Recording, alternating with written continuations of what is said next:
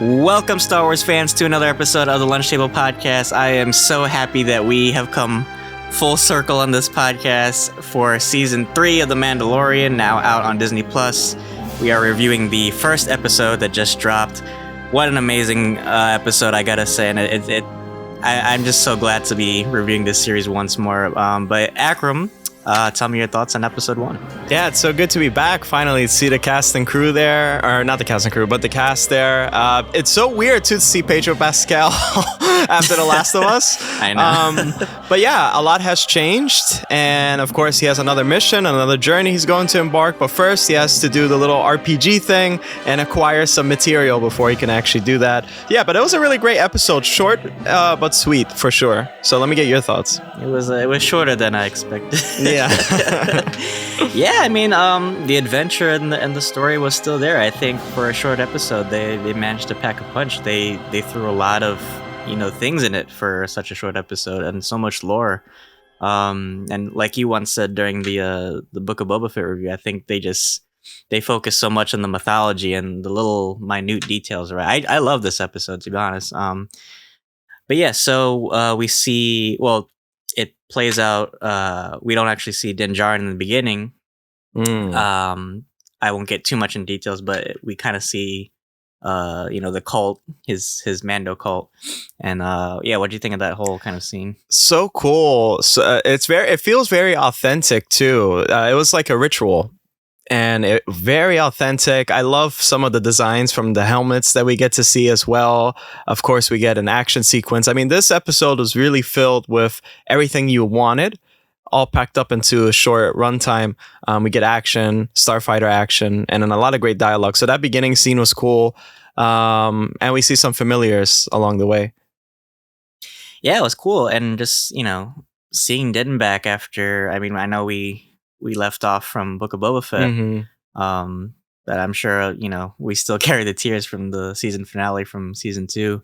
It's just wonderful. And even seeing like Grogu back, and, they still have that familiar bond. And, of course we see some familiar characters, like you said. Some other characters left too. And they didn't make it seem too unnatural, which I liked. Yeah, me too. But yeah, so there's some stakes getting set up, but this was a very freeform episode, and it felt like any other Mandalorian episode. It was just kind of like you said, like an RPG. Like he has to go on this new quest, right? Yeah, and it feels.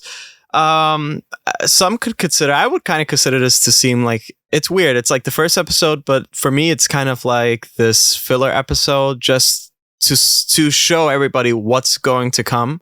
It's like that little preview that they usually put like of a trailer for what's to come in the season. That's how this episode felt. It felt like really short. And so, okay, we're going to set this up, and we're going to encounter trouble probably later on. But this is what the plot really is going to be about. So for sure, I think this is going to be this season a lot. It has to do with Mandalorian, even more lore. And I wonder if some certain surprise characters will make an appearance as well. I would hope so, because I wonder who's going to be the main villain for this season. Yeah, and I was actually surprised how many returning characters we saw in this episode. Pretty much everything that we saw from the trailers was, packed in episode 1.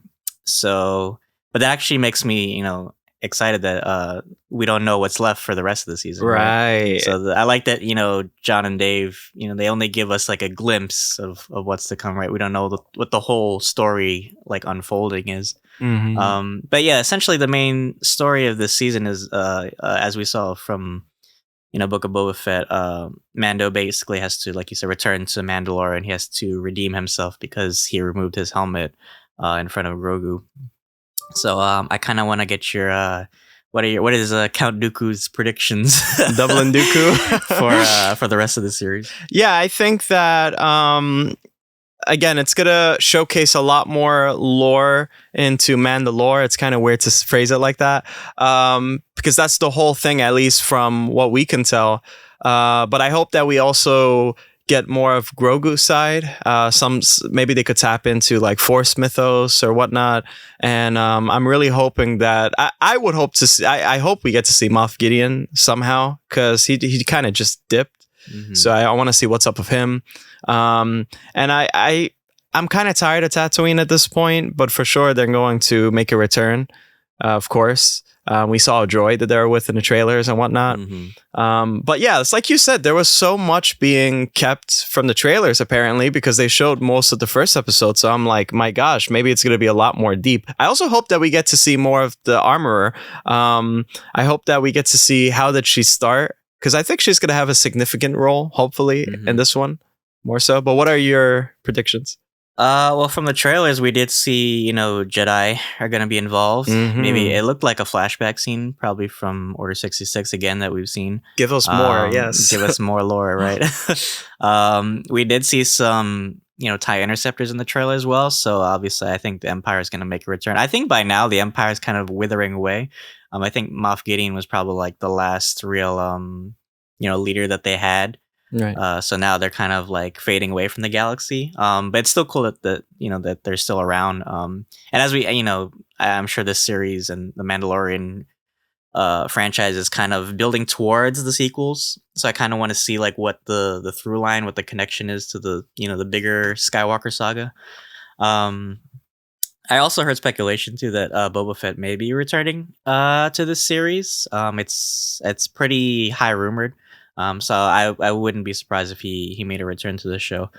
But yeah, this episode overall, we got some, like you said, great moments between characters. We saw some cool aliens. We saw some cool, starship battles. Some returning characters as well.